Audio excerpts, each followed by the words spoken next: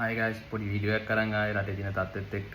ඉතින් මේක ප්ලෑන් කරන් ඉරපු වීඩියෝ එකක් නෙමෙයි. ඉතින් ඔයාලට පේනවා ඇති මමත් ගෙදරට වෙලා ඉන්නේ දැන්. සුළුසුලං තත්ත්වයක් තමයි තියෙන්නේ. ඒකත් එක්ක ගම් වතුර නායම් ගොඩක් වැඩි.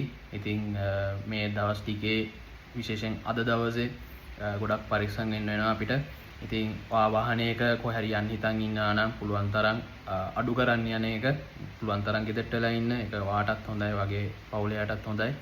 ඉතින් වාහනයක කොහේ හරි යනවා නම් අනිවාර්යෙන් පරිස්සමෙන් යන්න බලා ගන්න. මොකද බයික් එකක වගේ යන්න හිතන් ඉන්නා නම් යන්න එපා අද දවස් ඇතුළත. ගොඩක් ඩේන්ජරස් එළියේ. මොකද හුලං සැරයි, වැස්ස සැරයි, වාව ගහගෙන යන්න පුළුවන්, ඉස්සලා වැටෙන්න පුළුවන්. ඉතින් අනතුරු අඩු කරගන්න ඕනේ මේ වෙලාවේ අපි ගොඩක්. ඒ වගේම වාහනයක කාර් එකක වගේ විශේෂයෙන් යනවා නම් ගම් වතුර තියෙන තැන් වලින් කාර් වල යන්න එපා. ඔයාට හදිසියවත් වගේ වතුර කාර් එකකට කාර් එකේ තියෙන මට්ටමට වඩා උස මට්ටමට වඩා වතුර වැඩි වුණොත් හදිසියවත් වාව ගහගෙන යන්න පුළුවන්. වගේ කාර් එක බැලන්ස් කරගන්න බැරුව. ඉතින් ඒක මේ වෙලාවේ කරගන්න එපා.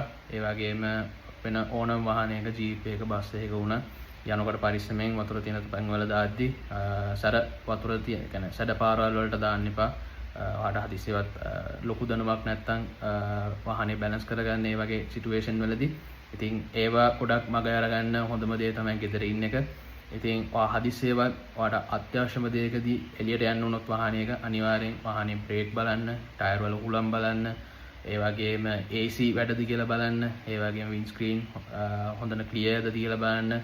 මොකද ඩැමේජ් ඒ කියන්නේ වින්ඩ් ස්ක්‍රීන් වල මොන හරි ඒ කියන්නේ වයිපර්ස් වල මොන හරි ගෑවිලා තියෙනවද බලන්න, ඔයිල් වගේ ඒවා අනිවාර්යෙන් සුද්ධ කරන් යන තරමට තමයි හොඳ මේ වෙලාවේ. මොකද තද වැස්සකට හවු වුණොත් ඔයාට හදිසියවත් පාර ක්ලියර් පේන්නේ නැති වුණා ඔයාට ලොකු අනතුරක් වෙන්න පුළුවන්. ඉතින් හොඳම දේ තමයි ගෙදරට වෙලා ඉන්න එක මේ වෙලාවේ කොහෙවත් යන්න නැතුව. ඉතින් හැමෝම පරිස්සමෙන් ඉන්න.